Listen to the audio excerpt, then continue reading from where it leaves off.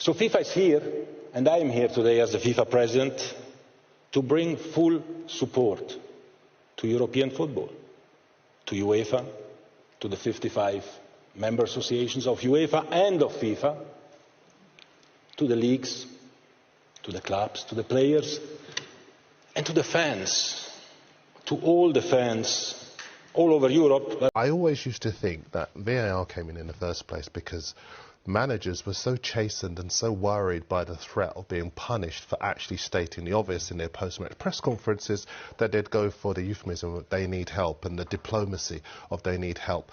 Now, with these decisions, and we are reaching a stage of the season where managers' jobs are on the line, people's livelihoods are on the line, clubs' positions in the Premier League are on the line, but also clubs' ambitions at the top end of the table are on the line as well.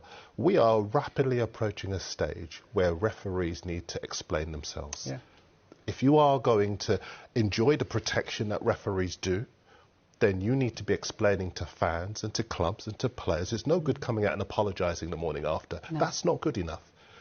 Because decisions like that going to cost as well millions, whether they get to the Champions League or Europe. Brighton certainly pushing for it. It could mean all the difference. What good is an apology this morning if Atwell comes out the day after? After the final whistle and says, this is why I took that decision, then he can be made to look at it and admit then he's made a mistake. But you can't enjoy the protection that referees do and then leave fans and players and managers and club officials and even us as neutrals watching so frustrated. Yeah. I think to say is refereeing is changing under Howard Webb, and I'm sure in the next couple of years we'll see some of these things being addressed in terms of standards and maybe communication. And I don't like personalising it with referees. They've got a really hard job, and I think the standard's higher than we give them credit for. There's a big but here, though, and it is that performance yesterday, which, as you say, Darren, might cost Brighton a historic chance to be in the Champions League. That going back and saying, oh, we got it wrong, doesn't help them at all. And that wasn't a VAR issue. That was an issue of decisions being made on the pitch. And VAR should only ever be there, really, to sort of back up a referee making decisions on the pitch. Yeah. But that's just unfathomable. As I say, someone who's got a lot of sympathy for referees, it's hard not to actually alight on the referee in that particular match. A costly VAR blunder has overshadowed Manchester United's 4-1 defeat to Newcastle, as a crucial offside error was admitted by officials following the match. The controversial decision came in the build-up to Newcastle's second goal, with the linesman and VAR failing to spot the offside, a mistake that would have seen the goal ruled out. The mistake quickly became a focal point, sparking frustration among Manchester United's players, staff, and fans alike. United's manager, Ruben Amorim, did not hold back in voicing his displeasure, calling for more accountability in officiating decisions. He emphasized the importance of transparency and urged football governing bodies to ensure such mistakes do not affect the integrity of matches. Amorim's frustration was clear as he addressed the media, highlighting how the VAR error played a significant role in altering the flow of the game, particularly given the already challenging nature of the 4-1 defeat.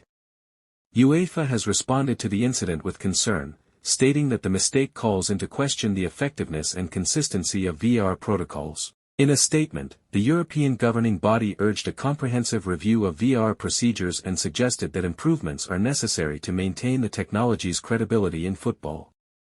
This is not the first time that VAR errors have sparked widespread debate, but the scale of this mistake has put more pressure on the system and its future in the sport. The VAR error came at a particularly tough time for Manchester United, who were already struggling to keep pace with their Premier League rivals. The 4-1 loss to Newcastle was a blow to United's top four ambitions, and the offside decision only compounded the frustration felt by the team. Amorim's call for more accountability in officiating decisions highlights the growing frustration surrounding VAR and its impact on the game. The decision to admit the error was welcomed by some as a step in the right direction, but many feel it's not enough.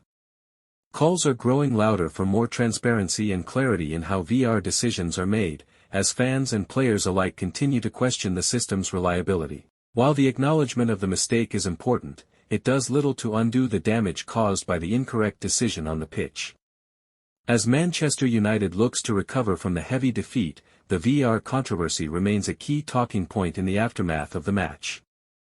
The club will now shift focus to their upcoming fixtures, but the issue of officiating and VAR will continue to hang over the football world.